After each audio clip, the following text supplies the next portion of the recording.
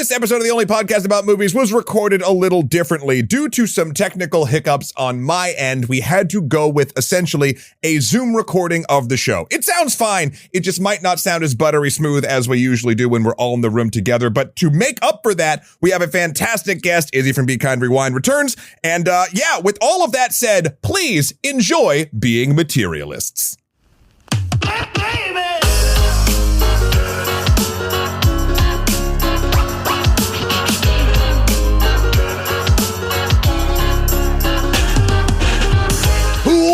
Is up, internet? He's bald. How dare him? My name is Matthew Kroll. And you are what we call a unicorn. My name is Shahir Dowd. And it's really hard for me to feel like this isn't about the legs. I'm Izzy. This is the only podcast about movies, specifically the film Materialists, which I have been calling The Materialist. I don't know why. I just don't understand how plural works. Izzy, thank you so much for coming back on the show. How are you? Oh, it's my pleasure. I'm feeling good. I was a little under the weather this week, so if listeners hear my voice sound a little strange or scratchy, that is why. But other than that, I'm doing well. Does Dakota Johnson have a husky voice? I can't remember. She's got sort of like a more of a upturned voice, right? Monotone, I was going to say it was going to fit the vibe. Gentle. It's a very gentle, yeah. I can try to be more monotone if that. Okay, and then I'll do to fit the mood for sure. Matt, do you want to do Chris Evans or shall I do Pedro Pascal?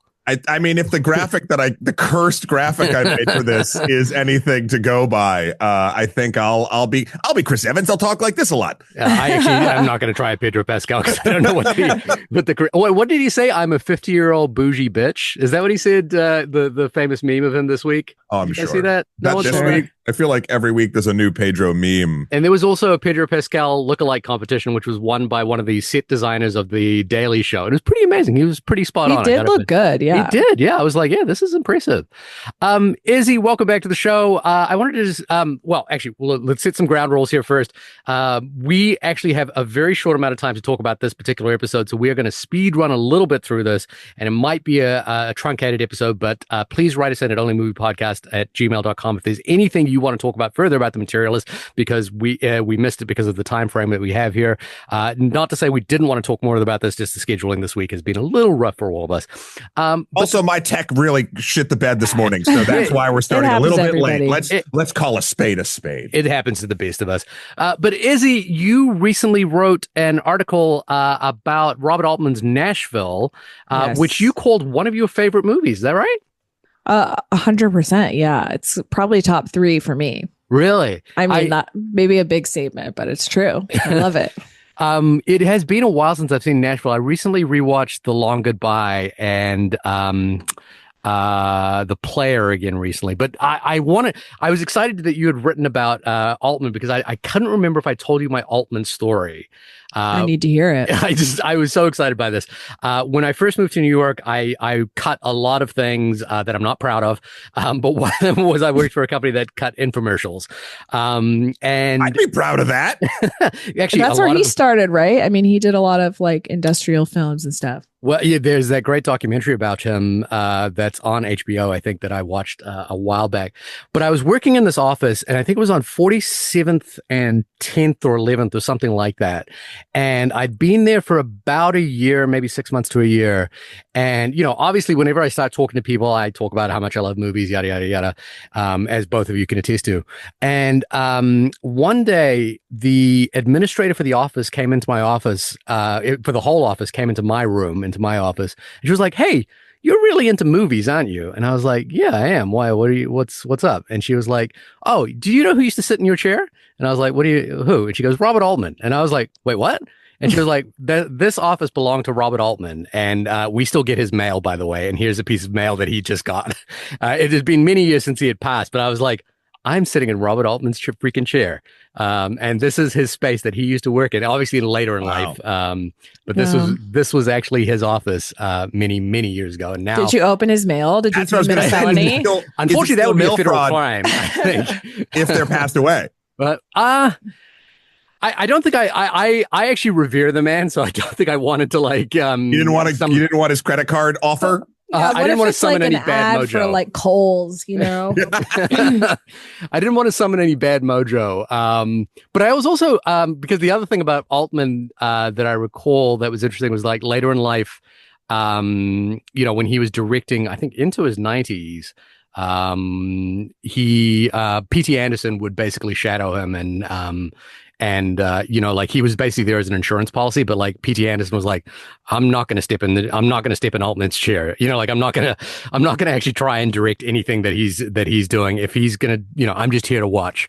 So that was this factor. P.T. Anderson obviously hugely influenced by Altman, particularly in the early years with Magnolia, and I think Shortcuts is probably one of the primary influences for P.T. Anderson. But that's not why we're here. Sorry, I just wanted to share the story that Robert Altman and I shared the same derriere for a little bit. That's more than I can say. Well, you wrote a great article about his work, which is more than I can say. I've not done either of those things. I've said the man's name.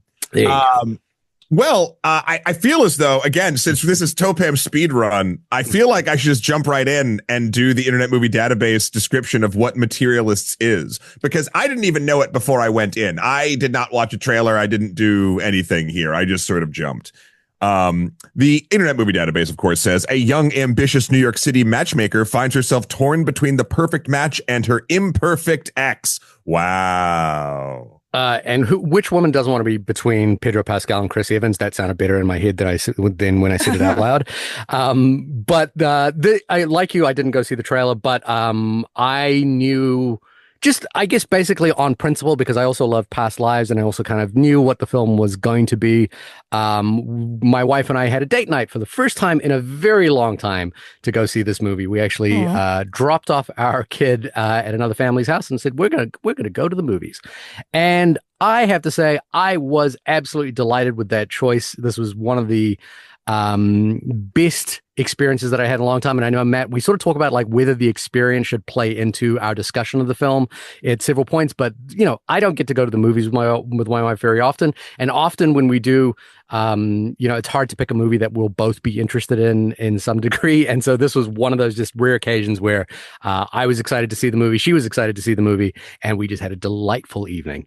But we have to talk about a lot to do with this movie in general.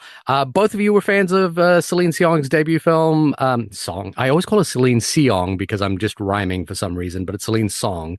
Both were fans of Past Lives, I'm presuming? Oh, yeah. I was, yeah. I feel like most of my friends didn't like it, so I feel like I've had to be a Celine Song defender for a long time. Yeah, it's kind of funny, but I had a film. Yeah. Right. But no, I'm with you there, Izzy. I feel like when I've brought it up, or like I've one particular person, I sang the Past Lives praises. They watched it and they're like, "What the hell were you talking about?" And I was like, "What are you talking about?" It's interesting that sort of happens every once in a while. But I mean, sometimes, listen, maybe I read the person's proclivities wrong. I have no idea. But yeah, I loved Past Lives. Well, and you can go back and listen to our episode on Past Lives, which is available now. But also, it is summertime in New York City. I feel like love is in the air. I think the timing of this movie is particularly apt. Is love not in the air, by the way? Or Matt, you kind of gave me I gave a look. You gave me a look, and I was like, "What? Are that's we not the last emotion I'm feeling these days. I have to say. Yeah, and especially like we were just about at the beginning of a heat wave in New York City. There's no way what we are smelling is love. Yeah, it's going to be a bunch of different things. Listen, Pizza Rat gonna be having a great time. All of us, I don't know if we'll be. That's not really amore in my book. Well, one final fact before we get into the opinions of everyone's film is Celine Song is also married to Justin Kurtzis.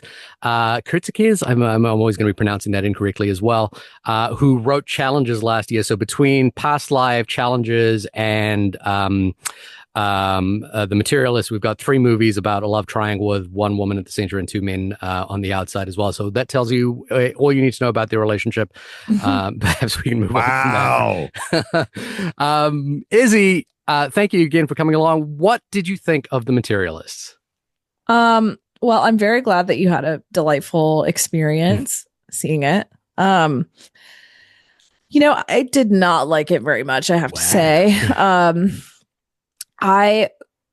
similarly was excited because I really liked Past Lives. And so I think I went in with certain expectations that I didn't feel were met. Interestingly, though, I think the criticisms that a lot of my friends had for Past Lives, like kind of about the way that the characters were drawn, I started to understand via this film instead.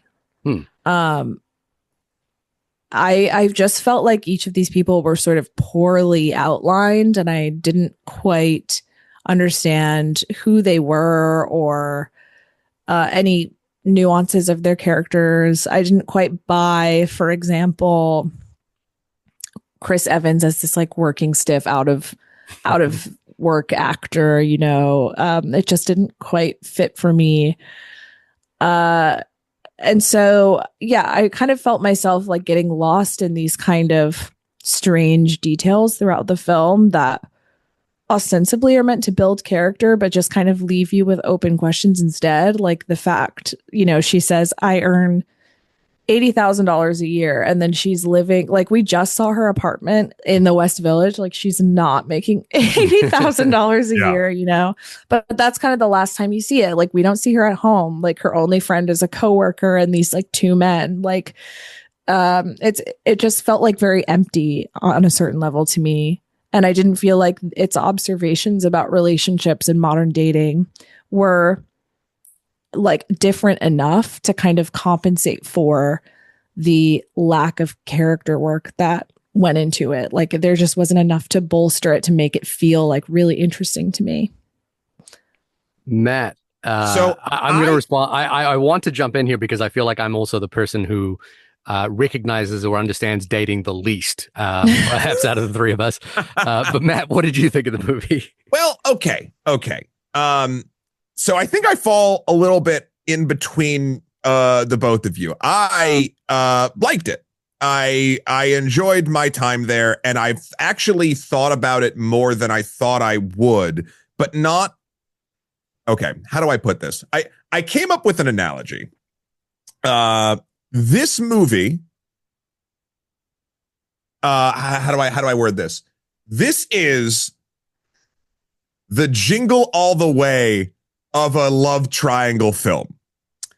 And what I am saying is, so Jingle All the Way, I know everyone's heard me talk about it a million times. I know we don't have a lot of time. I'm going to go through it. Jingle All the Way is what I feel like is the most honest Christmas movie ever made. It is about the consumerism that modern day Christmas in the United States has. There's still love, there's still family, there's still other things around it, but consumerism and just acquiring a gift is at the front and center of what is important and can make your child happy, right? Okay, so Materialists is that, but sort of like honest dating. And in the sense of like, I agree, first and foremost, Shahir, I really enjoyed watching this movie and I feel like I went along for the ride. Also, Izzy, I also agree. It's not saying anything like new and or shocking. It's kind of saying the things that we kind of already understand, but that normally isn't in a film like this. Like it feels like it's, it feels like it was the new thing is the movie talking about this kind of transactional relationship and weighing it against air quotes true love. Not that like that doesn't happen every damn day when you like people definitely in relationships omit stuff or try to see past things or aren't honest with themselves about what they actually want. I think the fresh thing was a movie that is normally not set like this showing that. However, I don't think, to Izzy, to your point, that the characters were sort of realized enough where I actually like, I never gave a shit about any of the characters. I enjoyed the ride that they were on, but not because I'm like, oh man, I hope Dakota Johnson's character, whose name I can't remember, really finds love. Like, it's not like in past lives, I feel like I cared about the characters. I feel like I wanted Nora to do whatever would make Nora happy. And I felt like we got enough information where like, at least at the time we had opinions on what that could be. Here I was like, Dakota Johnson's going to be fine either way. Like, and it's fun to see these characters interact and be honest, like say all the things we normally think inside our head out loud. That's neat. And also because I think we'll talk about Dakota Johnson in a second, but we were talking about her delivery and things like that. And she is so monotone and basically like matter of fact in her delivery. I felt like that really amplified the part of this movie that I liked, which was like, oh, they're just saying what is in everyone's brain. Like, cool. But again, I didn't care about them. Does that make sense? Yeah. 100%. Yeah. It's interesting, which is that I think what I would articulate is that while I don't necessarily agree that the characters are drawn thinly, I would agree that they have the film itself has a very clear through line about what it wants to talk about, which is in the title itself, The Materialists. But I think the concept that kind of came through strongly for me was the proposition of value in dating, and the mathematics of value in terms of like the exchange of values between, not just the exchange of values, but the exchange of material wealth between two people and whether they make a good match. And Dakota Johnson's character, Lucy, is very pragmatic about the fact that the women that she acts as a matchmaker for have a certain criteria checklist, and she's very realistic about what that checklist will mean for most couples and whether people will be a good match or not. And I think one thing that struck me, it actually happened in the beginning of Triangle of Sadness as well. There was a scene in the beginning of Triangle of Sadness where they talk about value in dating, and there's a sequence where one of them is trying to make an argument for why one person should pay for the date versus the other person. And it's actually something it's not something I really understood until I got married. But this idea that sometimes the money exchange in relationships is not necessarily about equality, but about value. And while I think fundamentally my male, economist sort of pragmatic brain kind of thinks, well, everything should be weighed equally. It is only through the process of living with someone whom I love very deeply, that I've come to acknowledge and understand that sometimes that equation is skewed by value. And the thing that I think was interesting here is that phrase value comes up a lot in this film. You know, they talk about like, I want to be taken out on a date because it makes me feel valued. I want you to pay for the date because it makes me feel valuable. And you know, the very first problem that Lucy runs into is one of the matches that she has set up is getting married, and the bride is having second thoughts, and she really, she has a conversation about it, and she comes to this conclusion that what's really at stake here is your feeling of worth. So I found that the movie, the actual romance of the film is classic Prince versus Pauper kind of thing, where it's about a very wealthy person and a very seemingly less wealthy. I won't hesitate to use the word poor, but the choices that Lucy has to make between these two incredibly handsome men that are falling over themselves for her, which is a classic romantic comedy trope as well. And so I found, and then the other thing is, we've talked about this when we did our episode on Phantom Thread and probably a bunch of other stuff. I love romantic comedies. I genuinely love romantic comedies. I love films about love, about romance. We talked about Phantom Thread. Punch Drunk Love is one of my all-time favorites. When I think the 90s film One Fine Day is one of my all-time favorite romantic comedies. Is this a romantic comedy? Izzy and I both were doing the animal head tilt. So I think it's romantic in the sense of things that I'm interested in, for one, which is the prologue and the epilogue to the film does a kind of almost 2001 time jump where it looks at the dawn of romance or the dawn of love, the exchange of flowers for some sort of commodification, and then eventually a coming together for love. And then it does this sort of amazing 2001 kind of jump into Manhattan as it exists right now. And for me, then it gets to the question at the end, which is that why would anyone want to get married? And, Celine Song does this amazing thing, which is like, bookend the film with this sort of pre Dawn of Man kind of couple, and ask the question of like imagining what the first couple that came together was and what it is. And I, the idea there is ultimately the value exchanges can be very different, but both parties agree to take a leap of faith. And for me, that really resonated both with my relationship and the things that I love about romantic comedies, and actually really worked for me. Not to mention this movie's got a banger score. The song by I love the score. The song by Japanese Breakfast, My Baby. I was like, I'm singing this all. That's my song of the summer right now. I was writing scripts yesterday, and I was like, I just put on this score. I was like, this is like the right low tone, like slightly uncomfortable that like gets my brain moving that I really like. But I want to stress this though. This is not. I don't know about the realities of dating. I got married before. When's the last time you dated? I got married before iPhones came out. So let's just put it that way. Oh my God, that's awesome. So I'm so jealous of that. It's been 8-ish years for me. Right. I have no idea. And well, also good for both of you. It looks, I got to be honest with you. It looks terrifying. It looks awful. I want no part of this. I got out around the same time the apps were really like prolific. Like Jamie and I literally met on Tinder. Like, wow, that's how that works. So yeah. So I don't think the movie is necessarily realistic. It presents a fantasy of New York that's almost akin to Friends, as Izzy kind of pointed out, which is like, how do you afford an apartment in the West Village for $80,000 a year? Also, Pedro Pascal lives in a gorgeous $12 million apartment. And it is, the sort of wealth disparity is amplified to its utmost degree with a sort of belying belief. I want to go back though. So we keep. Is it a romantic comedy though? It feels like a romantic drama. No. Like there's funny-ish moments in it. I think it's a bittersweet. I feel like my audience laughed maybe 3 times. Yeah. At most. So that's why I just think it's a drama, like or like just a romance film. I don't know, like. Yeah, you look, in terms of the laughs per minute, sure. I will concede it's not a laugh out loud kind of thing, but I found it bittersweet for one, and I did find myself smiling a lot through the movie, like a lot. I want to be very clear. I did like watching it, and I have thought about it a lot, but not because I'm like, oh man, what it's saying is so deep. I'm like, it's doing something interesting on a bunch of bland characters. Like, and that actually can work in a way. I, for instance, I'm trying to think of the moment. Going back to the cave people. I love the idea of the cave people. I love it. For whatever reason, it's that section of the movie.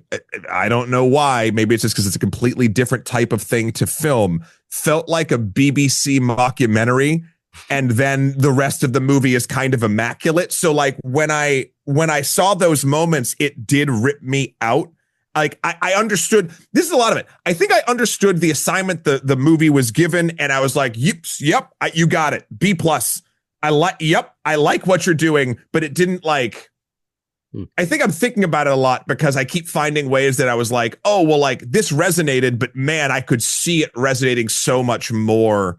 Right. Other things were done. I think I agree with that because I think there are interesting ideas that it puts forward. The problem is it puts them forward so straightforwardly. And obviously, like there are so many moments where Dakota Johnson will just say like, I hate myself because you're poor and I don't like that you're poor. And it's like, can you let us figure that out a different way? Do you know what I mean? Like it almost feels a little like condescending to the audience to be like, there are so many points within this screenplay where they were literally just tell you like, this is the problem that I have.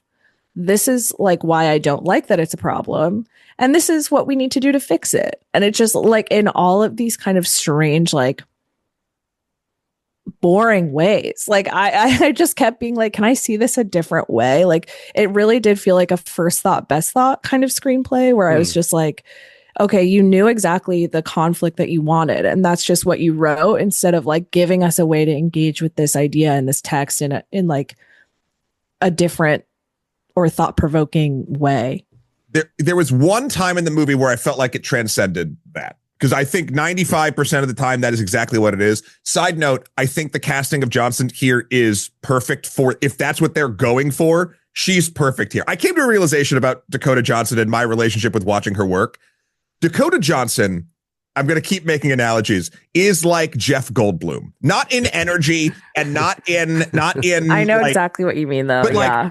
I'm not going to a movie to see Dakota Johnson fall into a role. I'm going to a movie to see Dakota Johnson be Dakota Johnson. And when she's cast in something like this that makes sense for that, I feel like that's a way that it all comes together. I agree. I also like really like her screen presence. I don't know that it works for this film. I don't know if this might resonate with both of you, because I'm almost positive you might have watched the show, but I kept thinking about Kristen Ritter when I was watching this movie. Because company? No, sorry, I'm thinking of John Ritter from Jessica Jones. Oh, right. Because I felt like what she does really well is like she can be that kind of spunky bitch, right? But then also like put on that fake like smile that's like client forward smile, but then there's the real self behind it. And I feel like that kind of two-facedness would work really well for this character. But I'm also very captivated by Dakota Johnson because there's something chaotic about how monotone she is. Like it's really fascinating to me. Like you expect that she's going to break at any moment, but she never will. Right. Like there's something underneath. It is precisely how Tippi Hedren acts, and I think it's hilarious. Well, okay. The one moment her grandmother, obviously. Yeah. Going back to the one moment I felt like this movie transcended that, exactly like the way you talked about, Izzy, the here's the problem, here's what I'm feeling, here's the solution kind of thing. Even though I don't feel like the domestic violence subplot worked entirely for me from a structural perspective, the interaction between Chris Evans and Dakota Johnson, it's funny, Pedro Pascal's character is just sort of out of the picture by this point. Spoilers, now we're getting into the tail end of this because we only have a little bit of time left. But basically, the actions that happen around the Evans-Johnson relationship, around the domestic violence portion, where they go on this date upstate, and then they're having fun, and then they have a breakdown, and they kind of hit the same wall that they've always hit in their relationship. Then Lucy gets a call to go and try to help out one of her previous clients who she's felt awful about setting her up with someone who attacked her. And they both go back. They deal with it. Chris Evans is not happy, but also not like asking. He's like trying to be helpful. He's the guy that's there no matter what, in a way. And that's where I feel like the movie is its most honest, is when Dakota Johnson walks out from that apartment the next morning and he's still sitting on the step. And I think that's where the value proposition stuff actually takes a shift. It's not that Dakota Johnson's Lucy changes how she thinks. She reevaluates what is valuable. And I think that that's the one moment where they don't actually like tell you straight up with a line that she's doing it. But how the movie ends, you sort of see that and you're like, the one thing. Okay. And again, the ending is pretty saccharine. Like, that's fine. That's what these movies can be. But I liked the juxtaposition of every other time it's been statement, solution. And here it was just like, oh, I'm watching the characters do something.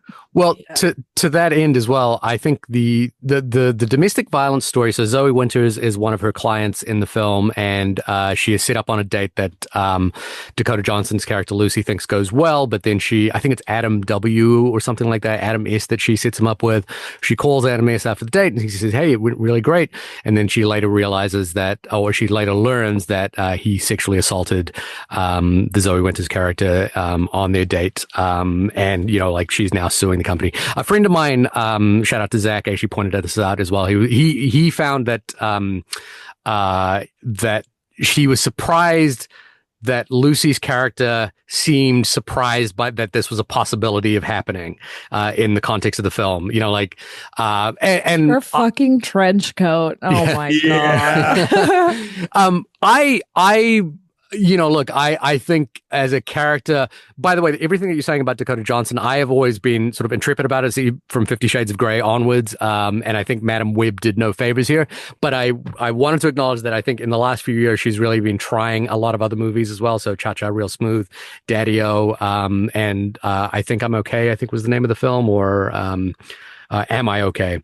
So there's a bunch of stuff that she's actually trying here. But I agree that as a screen presence, Jeff Goldblum is probably a really good analogy here, which is that there's a single note monotone quality to this, but undeniable screen presence, which is a very odd thing as well, because also as we enter into our Nepo baby era, Nepo baby rejection era in American cinema, I think like the fact that she is Don Johnson and Melanie Griffith's child is kind of like, it's interesting that we're cool with it, you know, like are we at a non-Nepo? It seems like right now Nepo babies are in so long as you're like, yeah, I'm a Nepo baby and I know I got a leg up, which is fine. Like, I don't care. It feels like that's where we're at. You know, I think maybe you're right. We passed the rejection phase and we're on to like the acceptance stage. We're resigned. Yeah, we're resigned to it. And it's like, well, can we live with this? I actually found her screen presence really great here. And the thing that I guess I thought about a lot with all three of these actors, Pedro Pascal, Chris Evans, and Dakota Johnson in this film was like, I was actually really happy that the sort of capital cachet that they have accumulated from their bigger projects, even in the case of Dakota Johnson's Madam Web, could be used for a film like this, which is ostensibly a talky, a romantic comedy or bittersweet comedy or bittersweet tragicomedy, however you want to define it, you know, could be used for something like this. Although Evans is kind of one note, it's not a note I had seen him do a lot of recently, where he's basically a sad sack.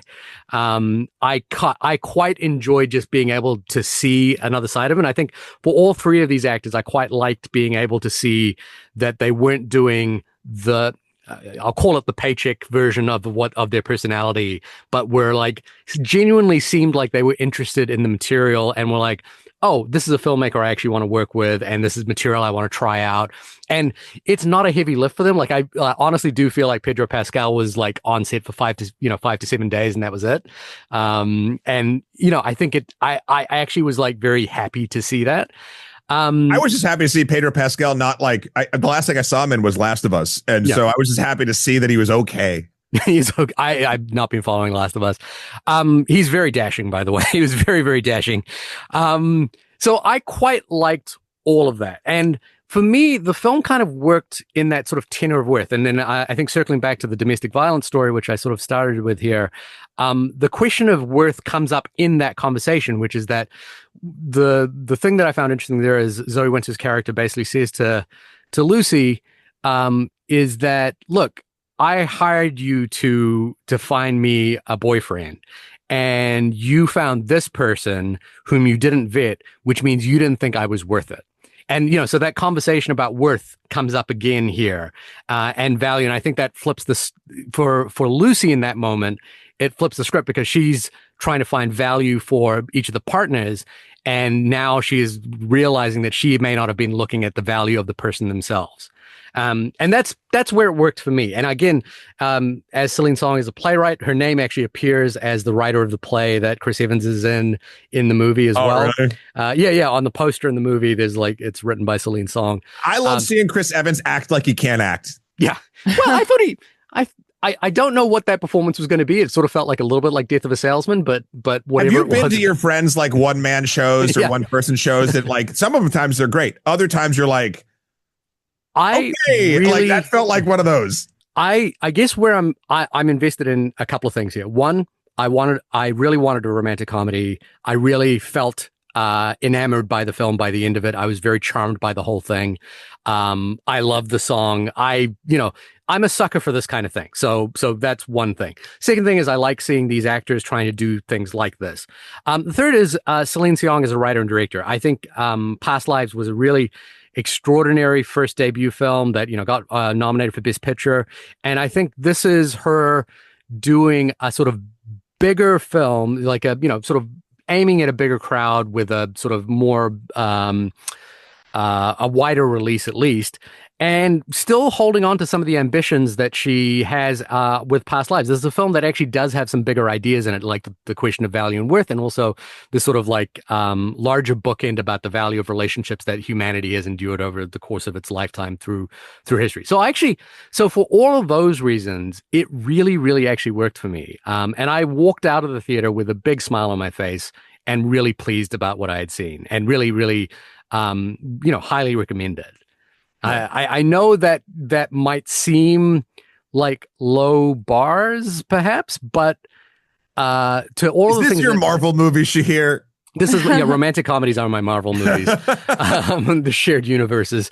But I actually really found myself engaged in a way that I thought this was a great antidote for for the movie theater crowd, as well. It also felt like kind of an event, to see these three actors in a romantic film, with, essentially just a sort of walk and talk New York kind of movie. So I really liked it for all of those reasons. I want to talk about dating for a little bit after, as we get on from that, but I know we have a limited amount of time. We have a limited amount of time. I will sort of say my thing, and then Izzy, you can kind of close us off here, I think. But I'll just say, I feel like I'm in the middle of my illustrious co-host here. I really did. You're the Lucy to Chris Evans and I over here. I have to redo the graphic now. I really did enjoy my time in the theater, and I've enjoyed thinking about the movie. But I think my thoughts on the movie have more skewed me towards, man, I wish it was X, Y, and Z, as opposed to wow, I love that this happened. I do, Sheer, your point about the value prop, sort of the hint of that change that I really liked at the end, being how Lucy in her job delineates value, I think is very apt, because she did look at value one way. She was wrong. That makes the crack that lets her maybe see now that Chris Evans, there's a value different proposition there, without changing what her character is, which is set up, I think, beautifully in the beginning scene with the wedding, when she's going in to talk to her person she made the match for, and she doesn't lie to them. She doesn't say anything that's untrue. She just spins the truth in a way that moves that value proposition towards her way of thinking, and the bride's like, oh yeah. Anyway, but at the same time, Izzy, your point, this movie literally tells you what's happening, tells you the problem, tells you the solution 90% through. And I think if it wasn't for Dakota Johnson's delivery of those lines, I would have been far more scathing toward that. But yeah, I think it's a pretty fun movie. I don't know. I don't got a problem. Izzy, take us home. Yeah, I just think, I guess, I think you can find a dozen movies that were made in 1934 that give this exact lesson in 80 minutes and more fun. Sure. You know what I mean? That was ultimately, I think, my problem with it is if we're gonna do the actually, it's not about how much money he makes. You can watch 100 screwball comedies that will be more entertaining. So I think that was kind of the problem for me for a lot of that, is just kind of holding that lesson, I guess, up to the precedents that have come before it. Yeah, I'm still kind of grappling with, I guess, the sexual assault B plot, I guess, because in some ways it's difficult to write things like that, because everybody reacts differently to trauma. Of course she had a right to not lash out, but be furious with Lucy, of course. But I also, there was a part of me that was aren't we all agreed that the guy is the problem here a little bit? I was sort of there was so much of this blame heaped upon Lucy that I was sort of I guess I became a little defensive of her, because I was just I don't know how she would have known that. I thought one of the most interesting points of the movie for me actually is when she goes to the bathroom and she's looking through her old notes about that man. Yeah. And she's he's boring. Well, what would have tipped me off? And the point is, nothing would tip you off. You don't know where this is coming from. You aren't going to know from interviewing someone for 10 minutes whether or not they would be that kind of person. You can know someone for years and not know that. So it is kind of I just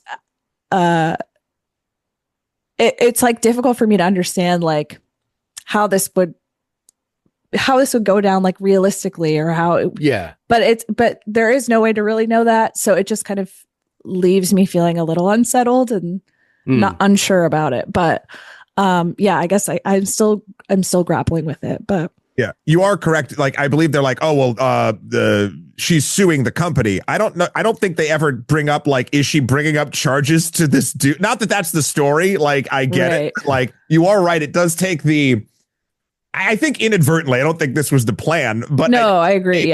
It does take like the blame off of, it presents the blame off of the guy, which we've never seen in the movie.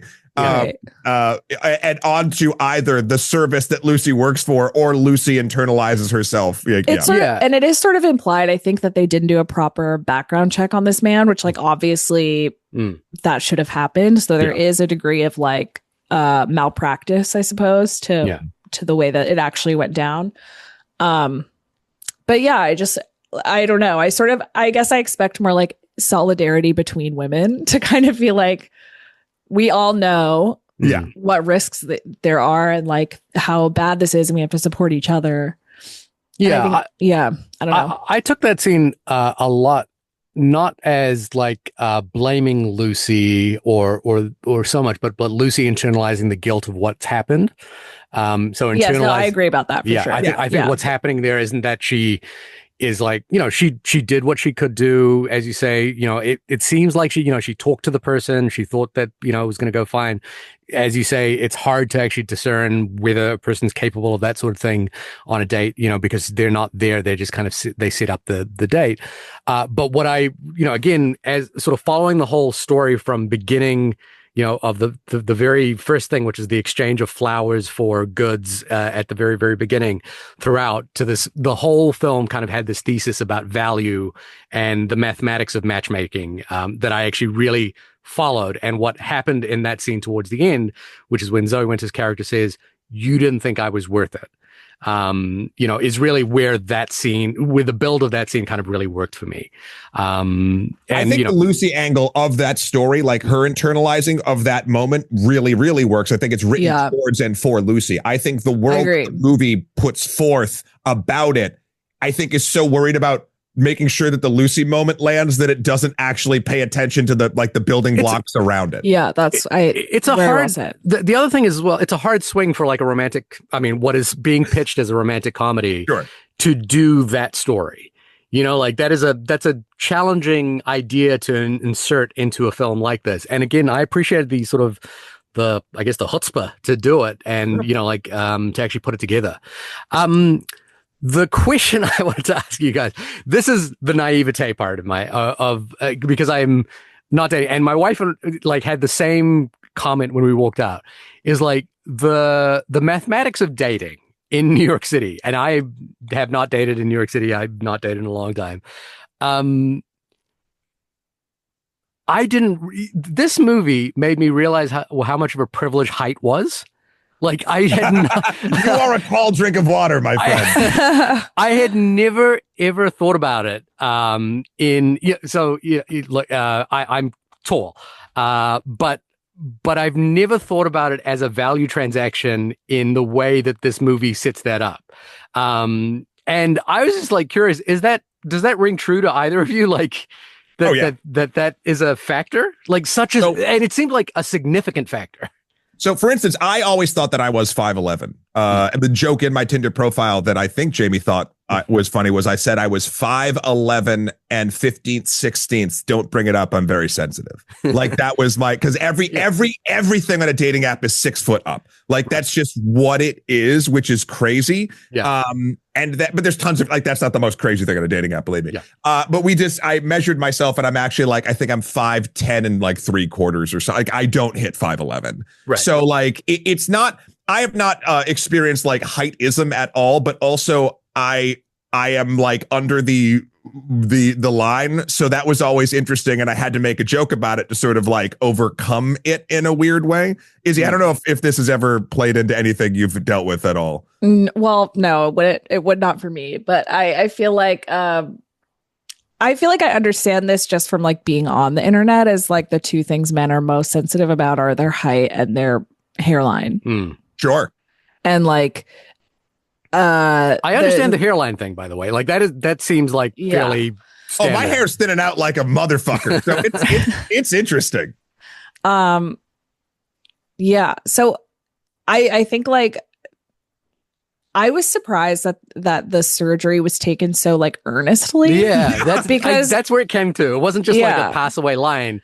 A major plot point in this film has to do with surgical intervention for height. Right, and like I feel like on the internet that is kind of often poses like a joke. Yeah. Like the men who get this are kind of like pathetic because like what they don't say, and maybe this like, but I don't even think that the film like wants us to think this, is that like the surgery didn't really do anything for him. It just made him more confident. Like it's not that it gave him 6 inches. It gave him 6 inches, but like it's the way he walks into a room. Like he feels different now that he's tall. Like if he walked into that room, like we all know short kings, you know, who like have that energy and don't need the extra 6 inches to like feel like they are in charge or like charismatic or whatever. And so like it's a confidence problem. And I don't even think the film like wants us to make that leap necessarily, but it's funny. Like she could have said that, but like no. The difference is, I think, because you're right about like the short king energy. The difference is, I think the energies, while both potent, are different. Like a tall person walking into a room and a short, like the most confident tall person or the most confident short person, there is, I think, primal sort of thing where the value proposition of those people and what they're offering, no matter what the confidence level is, even if people could value them differently, but the value is different. Like there is a sense that you get. And I was so shocked, to your point, Izzy, that they did take this surgery. Like they went as far as to be like, no, this is the crux of this dude's character. Yeah. And it made my life so much better. And I was like, oh, okay. I guess. The thing was, I actually felt really, I really empathized for him in that moment because I guess I hadn't considered it from that point of view. And, you know, like I've, always been tall. Must be nice. I know. I'm saying this as tall privilege, I guess. What are you like 6'5"? I'm 6'4". Okay. And 15/16. Yeah, probably. Yeah. And my brother, and you know, it's funny. Me and my brother joke. My brother is 6'6", and we always joke that you know, like. And I also worked with a person who was 6'9" this year, and it was just like, it's like, how for me, did it was feel? like, oh. Yeah. How did it feel looking up? I was genuinely disconcerted by the fact that I was like stand next to this dude and be like, I have to, this is weird for me. But yeah, I was actually genuinely struck by this. And again, thinking about the sort of dating side of this, which I hadn't really considered before. It's not so much the value proposition, but like the the immediate checklist that people are looking for. So there was like the sort of tangible height, hair, that sort of thing, you know, and the guys are no better, by the way. The guys are fit, you know, like fit and often under the age of 30. So, you know what I love though? I have this theory. So like a big thing in men's soccer is like so many of them, they're like so rich, right? And so many of them get like hairline surgeries. Right. And then the season after they get their surgeries, they play better than they've ever played in their lives. And like it almost always happens. And you're just like, oh my God, like these guys are like feeling themselves that that's what it is. Like it literally is just a confidence thing. 1,000%. No denying that. And so anyway, I was just, I guess very struck and taken by that, and very, I hadn't thought about the privilege of height for, you know, myself, because again, I've just been tall my whole life. Like as a little kid, I'm always in the back of the photo, is where I've always been. So it was just interesting to watch a film that kind of like dissected that with some earnestness. And I actually really was like, oh, I hadn't thought about that before. And so I liked it. All right. Yeah. Well, everybody, this has been the only podcast about the film Materialists. I keep thinking there's there's not. Izzy, we didn't even talk about Madonna during this at all. Somehow we'll make it. Izzy, thank you so much for joining us once again. Thank you. I always love being with you guys. Where can folks find all the wonderful things you do on the internet? On or YouTube elsewhere? At Be Kind Rewind. And then I haven't been on Twitter recently, but my Instagram is BK. You know, I can't even think of a joke at this point. Yeah, but you know, for reasons everyone understands. But you can find me on Instagram at BK_rewind as well. Nice. All right, Shahir, when you are not never having to think about leg extension surgery, where could folks find you? I'm actually wearing heels right now in my closet on my website, suvanova.com. That's SUVANOVA. You can follow me on Letterboxd. My name, Shahir D, is on Letterboxd, and that's where I tend to be spending most of my time now, just because it seems like a more pleasant place. Matt, when you are wildly scrolling and swiping right and left on the apps, I don't know how this thing works, where can people find you? You can find my chaos energy from 8 years ago over on, actually, this is actually true, on Extra History and Extra Credits over on YouTube. Also, I'm on Blue Sky. That's all the things. You'll find it. It's on the graphic. Anyway, thank you, everybody, for listening to this. We sped run it, everybody. We did it. I think we're going to make it out. And we'll talk at y'all next week. Bye. Bye, everyone.